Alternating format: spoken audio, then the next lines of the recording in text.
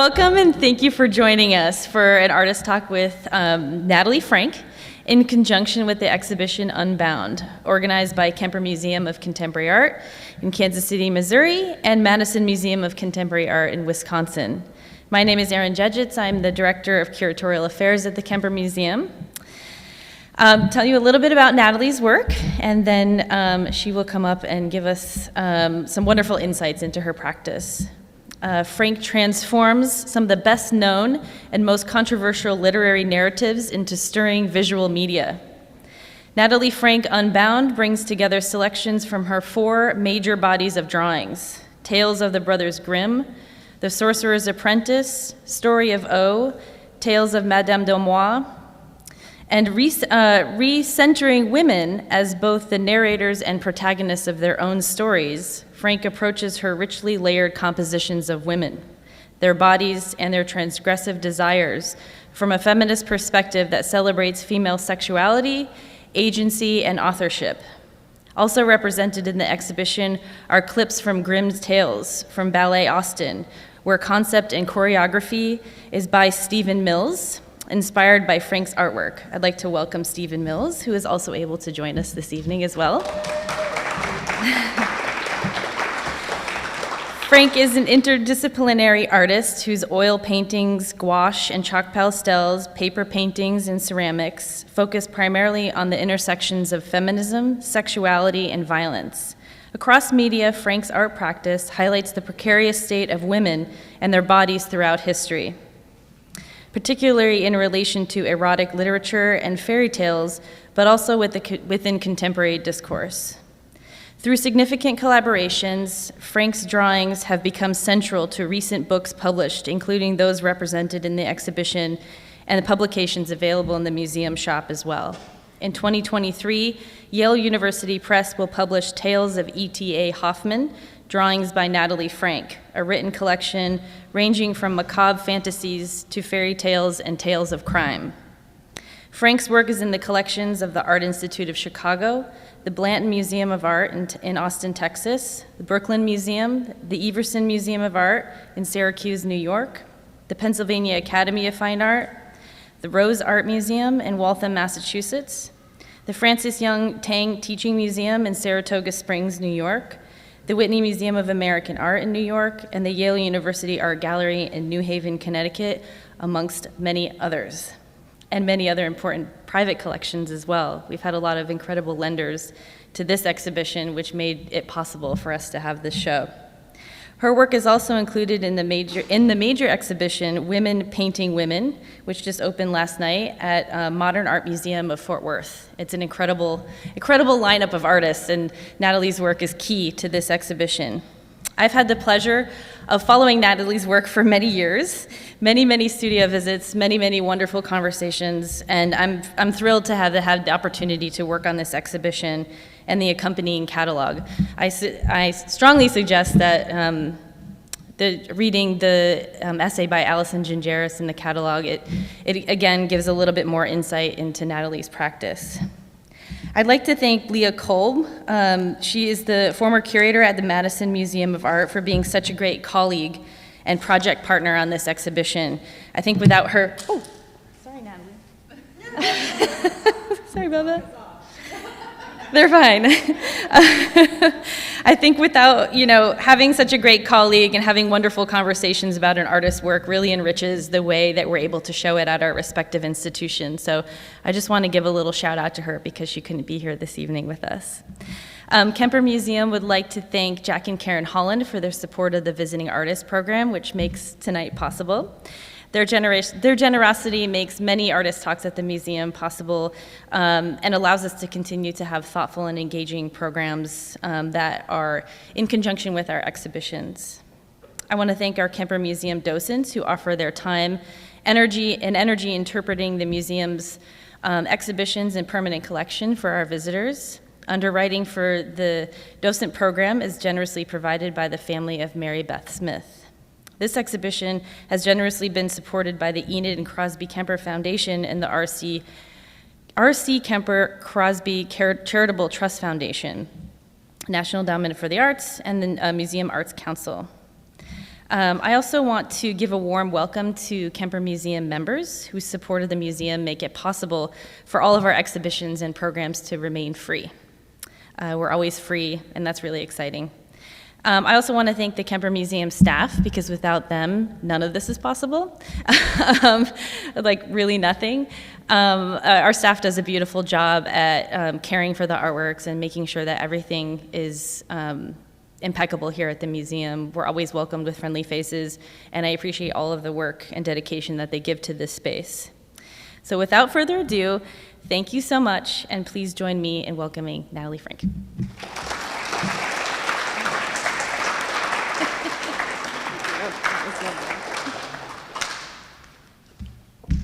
Okay, can everyone hear me? Ooh. Okay. So I want to say first, thank you so much for coming, and thank you to everyone at the Kemper, especially Erin. This has really been kind of the show of a lifetime for me, and just a tremendous honor. And so everyone at the Kemper who's made this possible, thank you. And I want to highlight a few people who are in tonight. Some were already acknowledged. My mom is here in the stripes in the front row, and she has been my biggest support since I was a child, and I'll get to more of that later. Her friend Linda, who's also here from Dallas, and then three people who are really my closest friends from Austin: Kathleen Laughlin, who lent to the exhibition, and Stephen Mills, who's the head of Ballet Austin, and Brent Hasty, and they've also lent work to the exhibition. So it really means a lot to have really close friends and family here, so thank you. I guess I will start by talking about where I came from, which I think is interesting, especially if there's students or young painters or artists here tonight. And I do want to say, if you have any questions while I'm speaking, I think we'll talk for about 40 minutes or so. Please just raise your hand or shout something out. I'd be very happy for this to be a conversation. I grew up in Dallas and Austin, Texas. And as I was referencing to my mother, who's fabulous, that I grew up in a kind of traditional place and upbringing. And my first kind of formative experience, I think, with provocation was starting to do nude figure drawing when I was 12, 13 years old. And because I was so young, my mom took me to a woman's garage with other older women, and we would draw in the garage from the nude model, and then the male nude would stand, about 3 feet from my face, completely nude, sometimes suspended from a pole. And I was like, okay, let's do this. I'm gonna draw. But I would bring the drawings back to my high school, and the head of the high school started a campaign to have me kicked out of school for being a pornographer. So eventually, I knew I wanted to flee, and I had applied to Yale, where I got into school, and the headmaster said, well, that's, looks good for the school, so you can draw nude women, but no nude men, and you can also draw nude self-portraits, which I think in this day and age you probably can't say to a young person, or a minor, legally. So that went on until I graduated. And I think that it's interesting to think about this exhibition, especially the last gallery of the story of O, which I'll get to that story kind of what happened to that exhibition later. But things really do come full circle, and I think as we think about the way that our country is changing, things with the Supreme Court and women's rights and our bodies, that it's not a lot has changed in my lifetime, so I will leave that there. So I started to paint at really in college. I started to study abroad in London at the Slade, at the Beaux-Arts in Paris. I was really fortunate to have my family's support and then also secure grants through college to travel abroad and study abroad. So I was exposed to a wide range of how to paint and draw, which I think was not taught as widely in the US. And so this painting is one of the first from graduate school. And I went to Yale for my undergrad. I came out. I was like, how do I make a life and a career and support myself in the arts? And my first job after college, I worked for Dr. Nan Rosenthal, who was the chief curator of modern and contemporary art at the Met. And it was a kind of incredible year. Every year she took a different female assistant. And I did everything from writing wall texts, putting together exhibitions with her, to cleaning her ashtray, and meeting her really amazing friends. And it was at that point I met Linda Nochlin, the great feminist art historian, who became a really important person in my life and mentor. And so I was sort of working at the Met. I was painting in my apartment at night, and I thought, I'll go anywhere in the world if someone else will pay for me to go paint for a year. And I had, in all seriousness, always loved Edvard Munch. And so I applied for Fulbright to go to Norway and got that and spent a year in Norway. I was painting from life, and I made a body of work that I showed and then used to apply to graduate school at Columbia, which I went to for 2 years, did my MFA, came out, and started to make these kinds of paintings. So at this point, up until Columbia, I'd always painted from life. That was my education, drawing and painting from the model. But I stopped in graduate school. I started to take my own photographs of people that I would light and dress, and then compose paintings out of these photographs with imagination and different architectural interiors. And it was an interesting time in the art world because it was sort of the height of the young art market. And it was the first time that painters in their 20s were selling art and could support themselves and make a living. Sort of the generations before, like John Curran, Dana Schutz, that was sort of the beginning of that. So it was both a curse and a blessing in a lot of ways. And I finished graduate school at 26 and started to show with a big gallery. And so this was one of the paintings in that exhibition. And I think from beginning life drawing and painting when I was 12, 13, it's always for me been about the female figure, the body, and storytelling. And it's funny because I remember making this painting and it had a very limited palette. It was, black, white, and some earth tones. It was maybe 5 pigments. And it was later used in a book on painting and the figure, and the writer wrote about the horrors of domestic violence and how I was speaking out about that.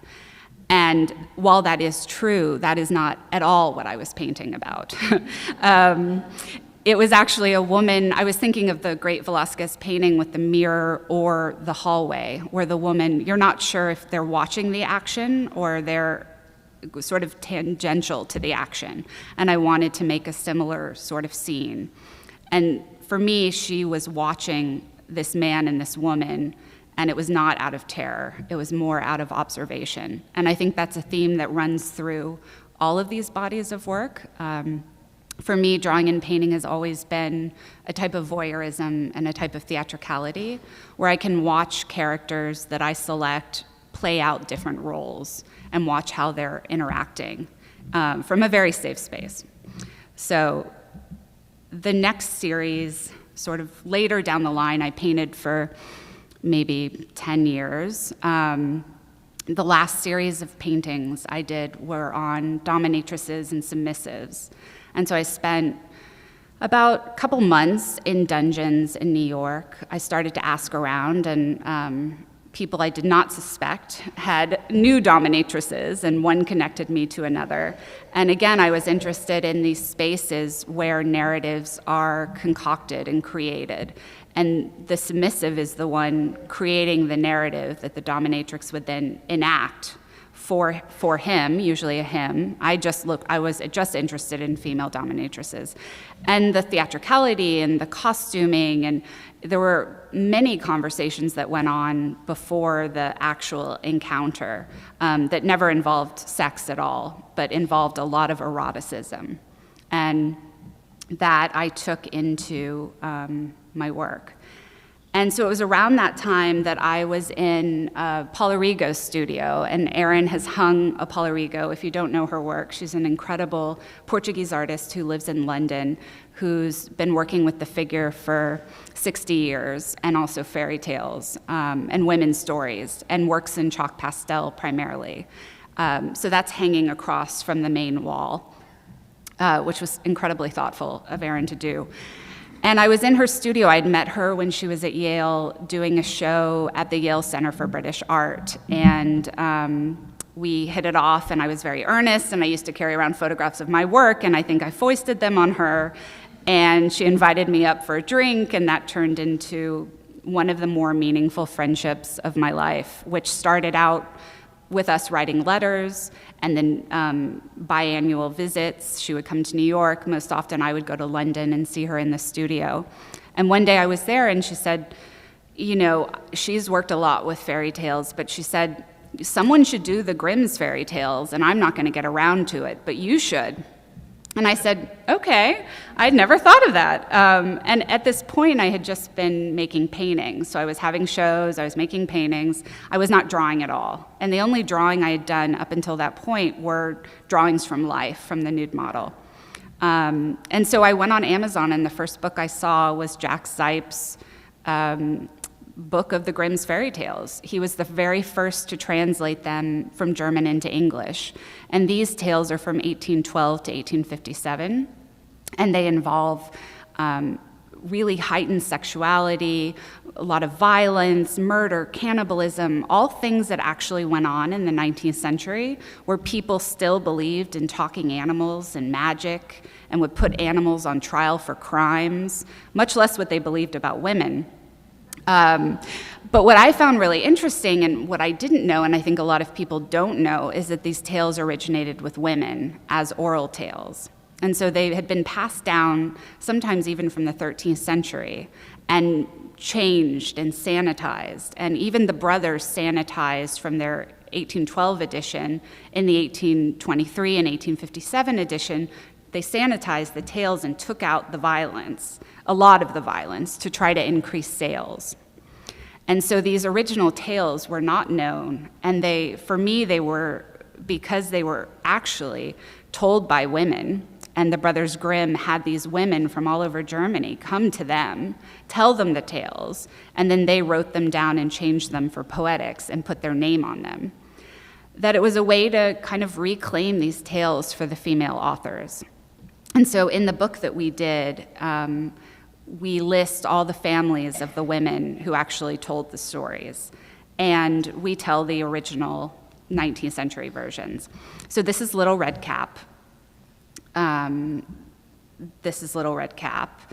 And there are many versions of this story, but to give you an idea of how much they changed, and some of the original Little Red Cap, which we know as Little Red Riding Hood, Little Red Cap came and did a striptease for the wolf and threw her clothes in the fire. And the wolf ended up tying her up to a pole and leaving her there. In this version, the 19th century version, she comes into Grandma's house, and the wolf is cross-dressed and is sitting there like Grandma. And she comes in and he devours her. But she and the huntsman end up kind of giving birth to themselves and cutting open the wolf to emerge unscathed.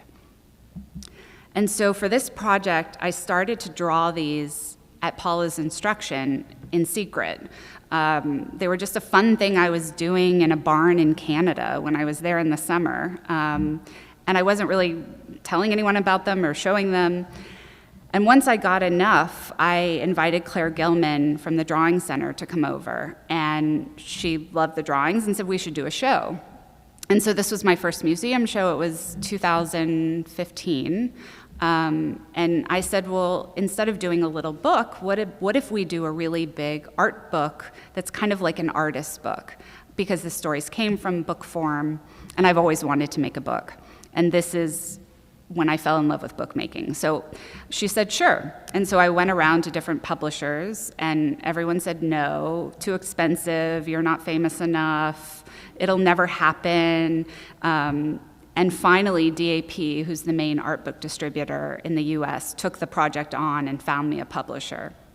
And so I ended up working with an Italian publisher and master printer called Damiani. And he said, okay, we do your book. See you in a year and a half. Have fun, good luck. And I didn't know how to put a book together. I'd never done this. So I raised money and went about hiring a team and found a wonderful designer, Marion Banshees, who's in Canada and who we've worked on three subsequent books together for. And then asked my sort of dream people to contribute to the project. So Linda Nochlin wrote an essay, Claire Gilman wrote an essay, and I did a conversation with Julie Taymor for the publication. And there were 75 of these drawings. They're 30 by 22, so they're all the same paper. Obviously, in the show, all the drawings are the same materials and size. And so this is the juniper tree, and this is one of the more violent tales, one of two that involved, or one that involved cannibalization. There were two that involved incest. So they were quite shocking to read these for the first time. This is the father who served his child for dinner by his stepmother. And this will appear later in the ballet that I worked with Stephen and Ballet Austin on. And this is the final drawing from that series. So they're anywhere from 1 to 6 drawings for each tale. And for the book, I made a unique title page and border for each of the stories. And so this project was really significant for a variety of reasons. It was my first time working with literature. It was my first time making a book. It was my first time drawing and having an exhibition, institutional exhibition. But I love color, and I think this combination of materials really allowed me to play with materiality. And I don't remember how or why I started working with the two, but I like the way that the gouache sinks into the paper, and it's a really rough, thick watercolor paper, and the chalk stays on the surface. For me, there's a vibration that happens. And I have really strong synesthesia, which I discovered while doing this work. I think I'd always suspected it, but when I read the stories, really strong visual images come to mind. So this is the Frog King, which in the original, of course, she is forced to sleep with the frog. This is Rapunzel, who trades her daughter coming out of her for a head of Rapunzel lettuce, which is where the title comes from. And in all of these, I focus on the images of women, and I want them to be non-traditional conceptions of beauty, sensuality, fortitude. So in my mind, this heroine is Rapunzel, and you can see the slight R on her forehead. But she also becomes pregnant while climbing up the tower by the prince. And this is maybe the only sweet drawing I've ever done. It is Stephen and Brent's, and this is Rapunzel reuniting with her lover, who has had his eyes blinded out, so there's that. This is the book. So we broke all sorts of rules for the book, which was really fun. The gold was stamped into the board, and these were the end papers. So the heroines open the book, and the villainesses close the book. And these are some images of the inside. Everything was printed on the image of watercolor paper, so you can see that texture. And this is an example of the title page and one of my favorite drawings. And these were the borders, and they mirrored, which is funny because the new book, I'll show you some images of, Hoffman invented the idea of the doppelganger in literature. So we're also mirroring some of the imagery. And then there were these little drawings running throughout. And because we had a very short period of time to do the book, we made a list of everything we wanted to do, and we just tried to run through top to bottom. And so the little drawings were the final piece. And I should say, I went to Jack Zipes. I needed his permission to use his translations for the book. And he's the foremost translation scholar for fairy tales in the world. He's in his mid-80s. And he said, if I like the work, I'll do it, which I heard a lot. And so I sent him my work, and he said, great, let's do it. And he ended up writing, not only lending his translations for free, but writing the introduction and really advising on a bibliography, introducing me to the world of fairy tale scholars, Marina Warner, Maria Tatar, sort of the heft of scholarship that I think I needed to really translate the stories with dignity.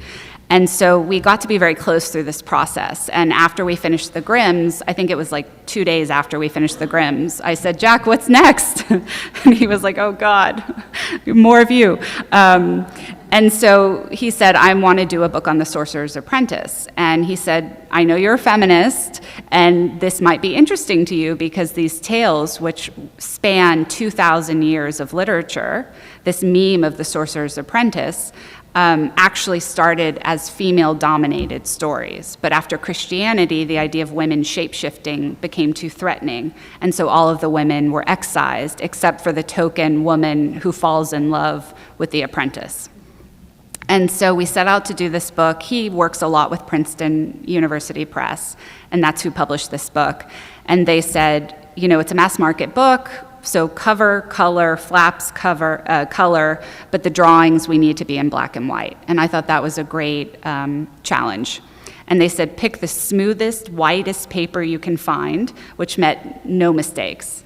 So this was a really interesting book to do. It, like I said, the stories span 2,000 years from Ovid to Hermann Hesse to the Brothers Grimm. The story actually has 2 tale types, which we don't really know in the West because we have Fantasia, where the apprentice who transgresses against the sorcerer is punished. But there was actually a whole other tale type of the rebellious apprentice who isn't punished and succeeds in overthrowing the sorcerer and gaining knowledge and power. And so the book is divided between those 2 tale types and looks at this tale type through many different countries and centuries and languages. And so these were the drawings for this book, which was printed in black and white, but the drawings are black and 2 types of white. So really it's much richer in full color. And again, I focus on the female characters, which proved a bit difficult for these stories. But some of the stories were really, I learned a lot about how these tale types mutated in different parts of the world. So this is a tale that's a crabat tale from Eastern Europe.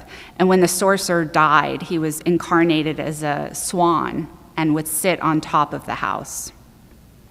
And I had always wanted to make a drawing with I think it was the Courbet, that big grave in the front of the painting.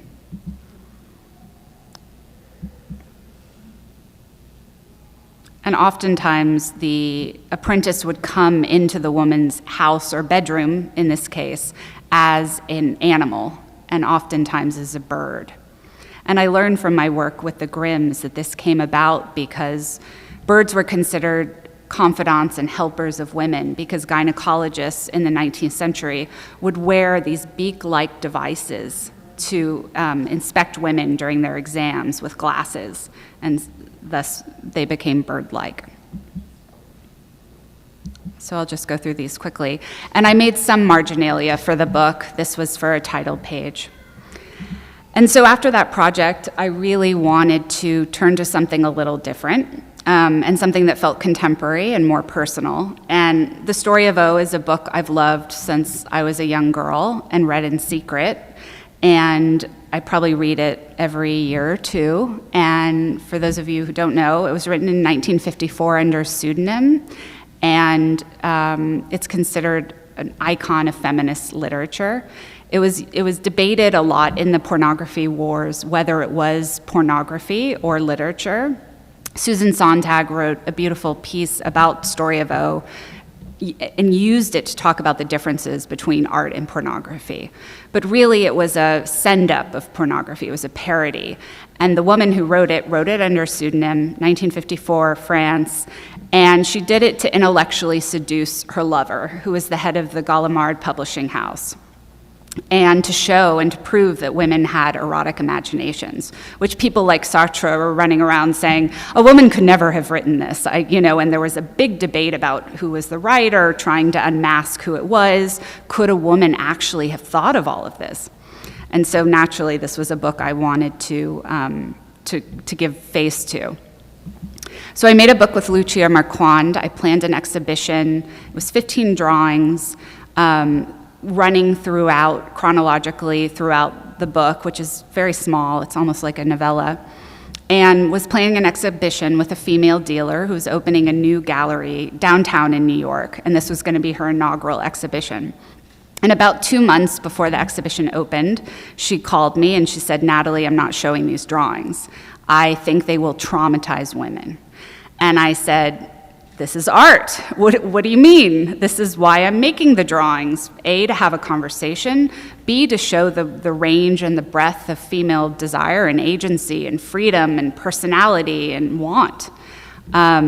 Please read Susan Sontag, read this, read that. No, it was censored and it was canceled. And the reason I wanted to make a book was because the context for this work was so important. And so I moved the exhibition to another gallery, and it was also ironic because I had just written one of the first pieces in the art world about Me Too and about my experiences over a decade of sexual harassment in various forms. And that was very visible for Art News, which you can find online. And so it was a kind of interesting juxtaposition to have happen. And I frankly was shocked that art and drawings, 22 by 30 inch drawings, could cause such a problem. So we did the exhibition, and it was very successful, and New York Magazine ended up doing a profile about the work and the controversy and the censorship, and kind of using the work to talk about that we should be having these kind of conversations during Me Too. And the issue that I think she took with the book was that the story, on the face of it, again, it's a parody, is a woman goes to a dungeon with her lover. She's indoctrinated into the world of S&M, and in the end, she may or may not die. And in between, there are lots of sex scenes. There are scenes between women and women, women and younger women, women and older women, women and men, women and lots of men, men and men. So to me, this was an equal opportunity book. And for me, it was a story about a woman who really went into this immersive, unusual world and discovered who she was and what she wanted and what she desired. And so that's why I've always loved the book. And so these are some scenes. They're specific scenes from the book that I tried to pull a few of her, O is the main character, in different contexts. So this is the ending of the book, one of my favorite drawings, where she's dressed as an owl at a mass ball.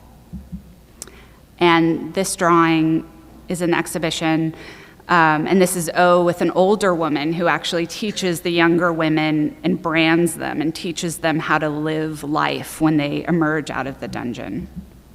And this I just thought was hilarious. The women had a special type of gown that opened in the back.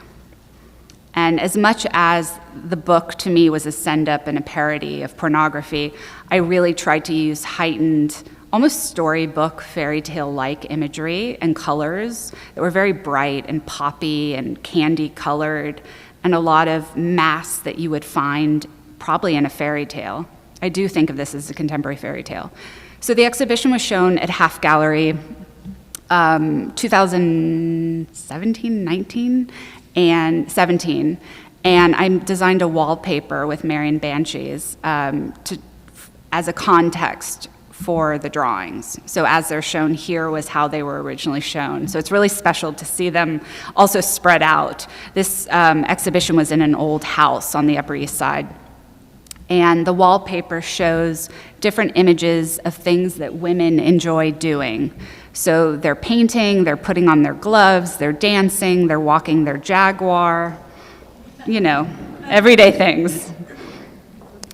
So after that, I was talking to Stephen Mills, who's here in the front row, and he said, Natalie, and this is how I imagine being proposed to. He said, we have been given some money to do collaborations with contemporary artists. Would you like to do a ballet with me and design the visuals? And we love your Grimm's work. Is that something that would interest you? And I think I didn't even let him finish, and I was like on the ground weeping. So that happened, and we worked on that for about 2 years, and Stephen, who's the artistic director of Ballet Austin, did all of the choreography and really spearheaded the project, but gave me a lot of freedom to hire different artists and a team. A set designer, Constance Hoffman was our costume designer, who's pictured here. Unfortunately, I remember she really did not want to get in that well that I painted.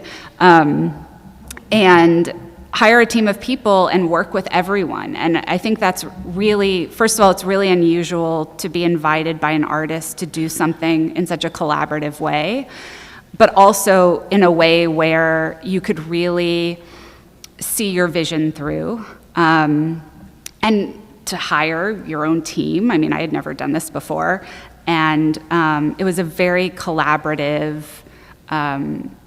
engaging process, and I learned a tremendous amount. And so I worked with the set designer, the costume designer.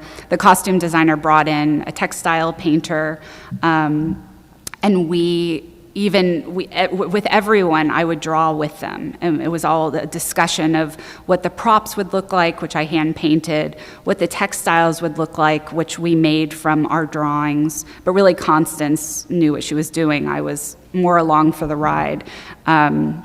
And then the music was by Graham Reynolds, the score, and it was performed in front of 4,500 people in the Long Center in Austin. And so it was like my drawings, so this is an example of one of the drawings, came to life. And so the drawings are 22 by 30 inches. The stage was 22 by about 30 feet. And so the sets were mostly scrims that were double rear projected with drawings, and I made quite a few new drawings for the production, and then we used some of the drawings that you can see in the exhibition. And we looked at 3 tales. We looked at the juniper tree, the frog king, and Snow White. But in our Snow White, there was no prince. She left, there was never a prince. She left with all of the dwarves, and they formed a whatever tuplet. And so I will play, a lot of the drawings were animated, and I worked with an animator. And so this is an example of one of the animations. And while this is playing, I will tell you, the juniper tree is a very violent story where the father eats his child for dinner, and the stepmother cuts up the little boy with a cleaver. And so we actually showed, our set designer was Russian and very extreme, and he said, we show it, we do it really fast, chop, chop, chop, chop, chop, and then we fade. And so that's what we did. And I'll never forget being in the audience opening night, and I was sitting next to my mother, and there were screams of terror because people were not expecting to come to the ballet and see a naked little boy chopped up into parts with a cleaver. And I just started laughing hysterically, and then you heard my mother hit me and go, Natalie! So that's a really great memory. These are more of the drawings. You can see the progression of the seasons. Pre-decapitation. And then this is one of the drawings that was then animated.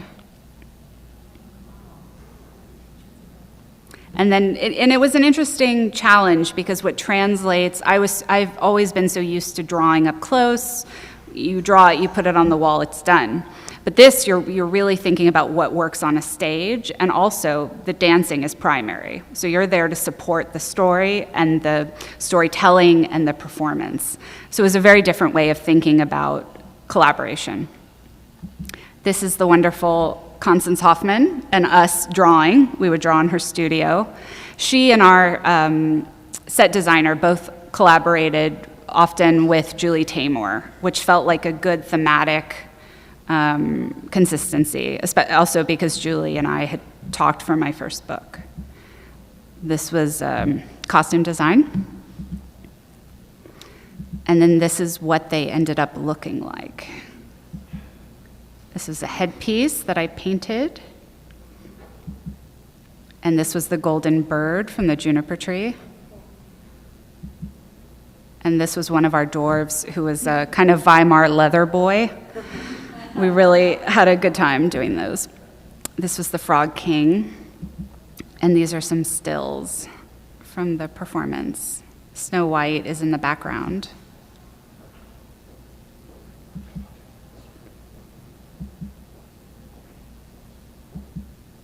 And I'm really hoping to do more work with performance design. I worked on a short opera about a year ago doing stop motion painting, but this really was the experience and the gift of a lifetime to be able to do this performance.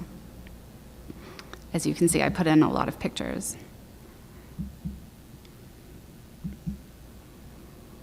So after that, I said to Jack, what's next? And he said, there are these feminist tales, and they've never been collected and drawn.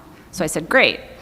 So we started The Island of Happiness, which are the stories of Madame Delnoy, who's a 17th century French feminist fairy teller who actually coined and invented the word fairy tale and was the first to sign the frontispiece of her works and claim authorship.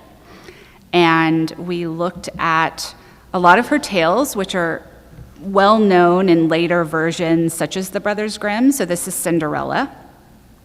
And this is the curator from the drawing center who's riding the horse, who at the time when I was doing the Grimms was horrified at the idea of being in the Grimms and then later said, I want to be in a drawing. So she's in Cinderella.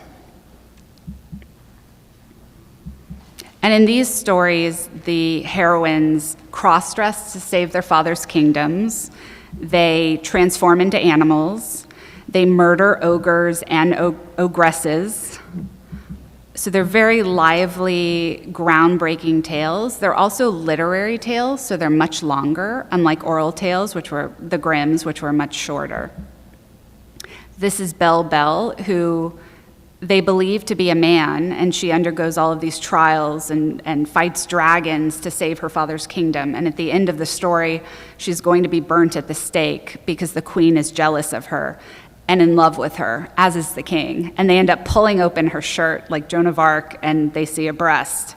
And the queen has convulsions, and the king proposes marriage. It's a good heroine. This is the blue bird.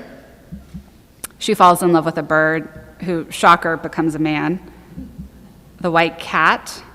It's such a funny story. She makes her lover ride a hobby horse, and she's a woman cat, so she goes out actually hunting as a cat, but he's on his little hobby horse. This is The Island of Happiness. This is the titular story and one of her most well-known. So I'll go quickly through those. This is the ram. She falls in love with a ram. This is what the book looked like. We thought about Persian miniatures, and Marion and I worked on this together. And so drawings were inset throughout every page of the book. And I believe we have copies here of this book. So this was fun. This was with Princeton Press, obviously full color. And I know it's getting late, so I will run through these, but this is a little glimpse of what else I've been working on. This was a show last spring. I did it. It was a 2-gallery exhibition at Salon 94 in New York and Lyles and King, and it was paper pulp paintings, which are handmade paper pulp dyed by a master paper maker that I then use like paint. And I made 40-foot wall vinyls, sort of like the wallpaper in the exhibition, also made from my drawings to fit these heads. And so it was this large room of women looking down, and in the center was a table of ceramics. So this is the pulp paper painting. And so it's little bits of cotton and linen pulp that have been hand pigmented. And then I can spoon it, pour it, use brushes, but it's incredibly difficult to work with, and you work with it in a wet studio. And these are about 2 feet.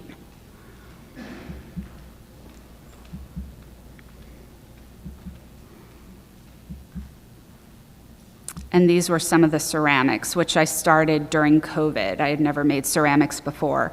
And all of the painting you see is underglazing, so it's done before the second firing, or sometimes the first firing. And then dipped with dipping glazes as well, which you can see the crackle.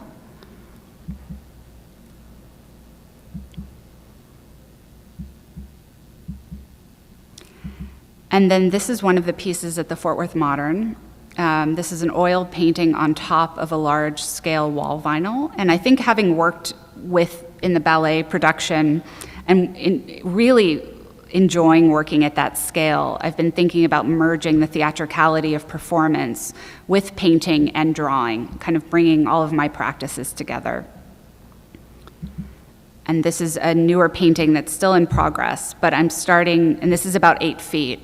So I'm starting to pour acrylic in similar ways that I use the pulp paper painting, while using oil paint and gouache, which is what I use in the drawings.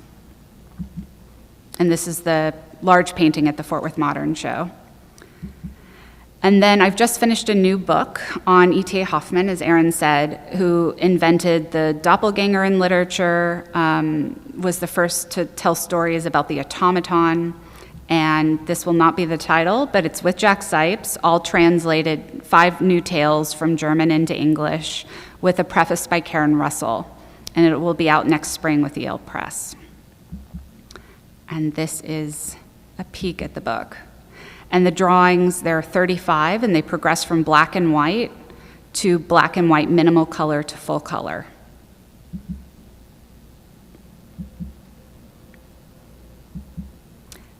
So that is black and white color. Some of the stories that you may know involve the Sandman and the Nutcracker. So beloved tales that, again, have been perverted by Disney or co-opted into general culture, but the original darker stories aren't as well known.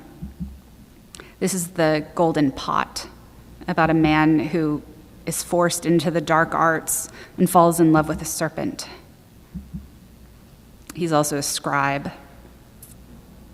So usually the women I photograph, light dress, work from photographs. The men are all caricatured and from imagination, just because they're not as important to me or for the stories.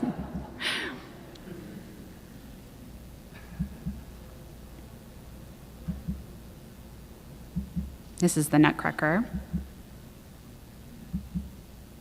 I love painting rats and mice and animals, so this was a joy.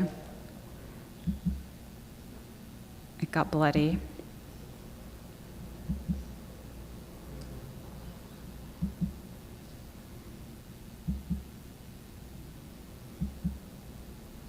So, thank you, everyone. And, thank you.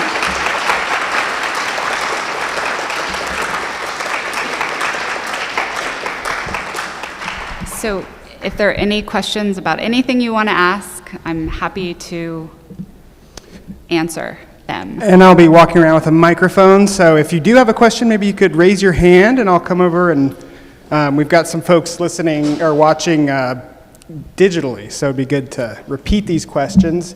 Who'd like to start us off? Would you like to, were you waving? Yes. Yes, please. Thank you so much for your talk. I've really enjoyed your show. I'm curious, since you were so enthusiastic about the experience at the ballet, and it seems to have been a huge starting point for you in a whole other part of your career, prior to that, had you had experience with performing or performances? No, just attending and loving to go. My mom loves to go to dance, and I remember as a child she used to drag me to go, and at some point that changed. And some of my close friends are ballet dancers, so I go to the ballet often, and I've always loved opera. And then I remember having seen the Ring cycle, and I was like, oh my God, this is it. I want to make art that's this ambitious in terms of storytelling and world building. And so when Stephen invited me to do that, the whole ballet, it was like sprung out of drawing. It was really unique.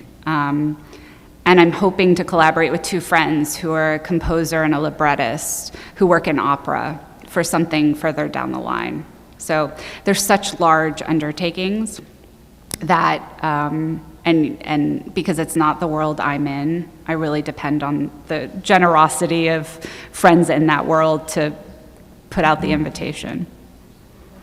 Yeah. Thank you. Here's our next question. Is the ballet going to be shown anywhere else? Is it going on the road to Kansas City? Stephen? It's a big fundraiser? We hope so. We certainly hope so. And if anyone knows anyone at the ballet, let us know. We would love for it to travel. They really, in all seriousness, Ballet Austin is incredible about traveling their productions. So we're optimistic. Did I see a question over here? Yes, right in front. I'm just curious, with your early experience of Story of Awe, because you have such a different sensibility, did you by any chance see any previous visualizations, either as a movie or as a male-driven art? Because yours is obviously very different, but I'm just curious, were you just not aware of them, or did you had to consciously reject that? Sorry, I missed the beginning the of that. Story of Awe. Oh, the Story of Story of Awe. Awe, Yeah. which was popular in there are different movies, different graphic artists, Right. dresses. Well, first of all, I got to the place to photograph the woman I had asked to pose for O, and she had never read the book. And she hadn't even looked at the Wikipedia page, so she had no idea what the book was about. And she said, A, I'm not taking my clothes off, and B, I will be horrified if my family ever sees this. So in a way, I also thought that was a positive because I wanted to make work that was erotic and not sexualized, that didn't show genitalia or sex acts. That wasn't the point of the work. I did look at some representations of O, which I think have ranged more towards kitsch, and I didn't want to do that, though my color perhaps is provocative, hopefully without falling on the kitsch side of things. Yeah. I remember when Bruno Bettelheim's books came out, decades ago, and for a lot of people it was sort of, I don't think they realized, I think they thought about Walt Disney and fairy tales as opposed to the psychological layerings and the whole issues with family dynamics. And I just didn't know if you'd ever looked at any of his writings or if they had any impact on you or not. Yes, and his reputation has suffered through the years for his other interests, but Jack made sure to give me a very extensive reading list. I think I have a whole library at home of, everything having to do with fairy tales, folk tales, oral histories. So yes, I did read some of his work. And then, okay, here's the next question, and then I'm going to move over to House Right. Are there any contemporary fairy tale writers that you like? I noticed that you have Karen Russell writing a preface, and I would say she is sort of a fairy tale writer, wouldn't you? Karen, Yeah. did you say? Yes, absolutely. She's one of my favorites. I love Carmen Machado as well. I read a lot of the magic realists growing up, but Karen is probably, Helen Oyeyemi too.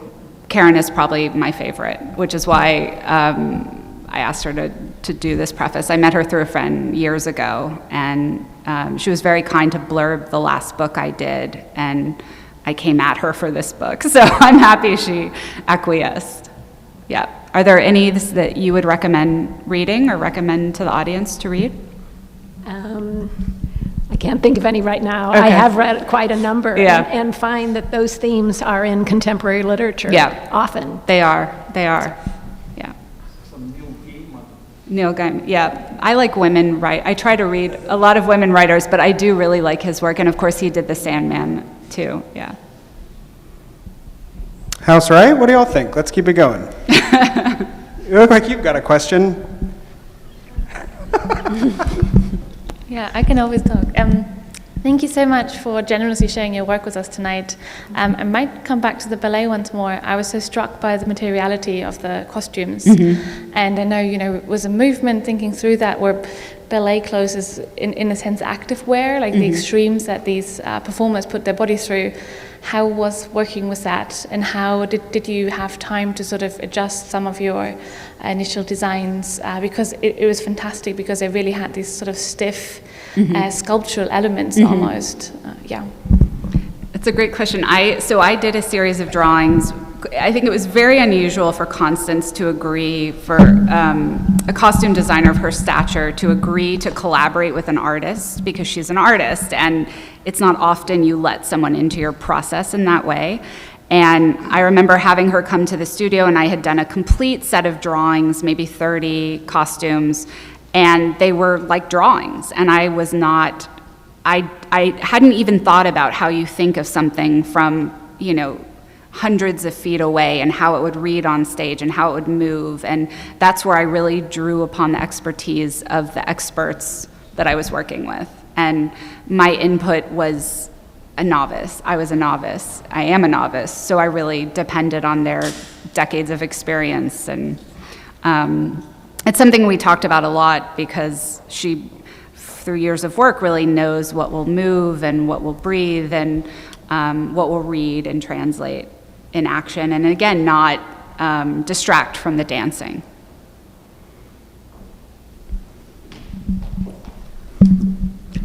Are you strategic in what you're planning to do the next 10 years? Like, do you have an arc and a vision of what you want to do, or are you seizing opportunities? Like the ballet, I assume you did not think about doing a ballet 10 years ago, and you just seize the opportunity. So how do you think about your work as you think going through the rest of, next 10 years, next 20 years? That's a great question, thank you. I think it's a combination of seizing opportunities. The next project I'd really like to do, I'm talking to an art book press that does hand printing and limited edition artist books. And I would love to that's something I've always wanted to do, is to do an artist book. And they came and talked to me at a time where I'm finishing paintings now for a show in October. I'm going to France for a ceramic residency, and then a show that'll go August through October. The show will be in October. And it's something that I didn't know if I had time to do, but I was like, I want to make it work. This would be an incredible opportunity. Primarily now I'm focusing on paintings. I stopped painting when I started to draw for about 7 years, and I've only recently started again. And that's been a really seismic change for me.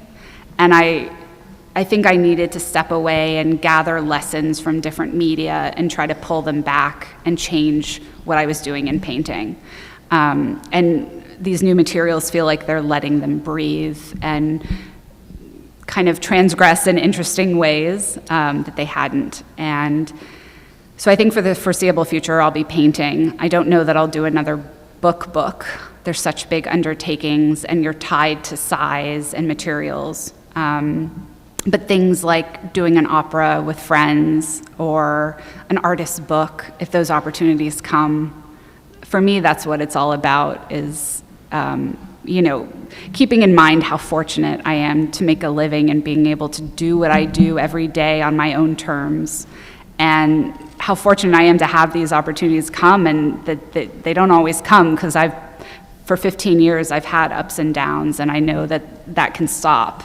And for me, the work has always been primary, and it's been about following where the work leads. And so when I stopped, I didn't think I would become a drawer, and people tried to dissuade me from doing that, commercially and otherwise.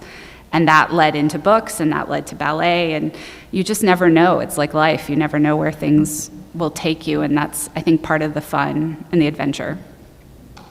Yeah. Well, we've got time for maybe just one last question. Who wants it? Oh, yes, right up front.